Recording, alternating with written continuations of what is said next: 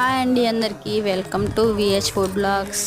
ఈరోజు నేను స్ట్రీట్లో దొరికే పకోడీ అయితే చూపిస్తున్నాను. మీకు తప్పకుండా నచ్చుతుంది. వీడియో మొత్తం చూడండి. మన ఛానల్ ఫస్ట్ టైం చూసినట్టయితే ప్లీజ్ సబ్స్క్రైబ్ చేసుకోవటం మాత్రం మర్చిపోకండి. ప్లీజ్ సబ్స్క్రైబ్ అయితే చేసుకోండి. ఉల్లిపాయలను పొట్టు తీసి పొడుగ్గా అయితే కట్ చేసుకున్నాను. 4 పచ్చిమిర్చిని కూడా పొడుగ్గా అయితే కట్ చేసి వేసుకున్నాను. 1 కప్పు శనగపిండి, టేబుల్ స్పూన్ కారం, ఉప్పు, పసుపు, జీలకర్ర, అల్లం వెల్లుల్లి పేస్ట్, కొద్దిగా పుదీనా అయితే యాడ్ చేసుకొని లైట్గా వాటర్ వేసుకొని ముద్దలా కలిపేసుకున్నాను. ఆయిల్ హీట్ అవ్వగానే కొద్దిగా నేను చూపిస్తున్నట్టయితే వేసేయండి.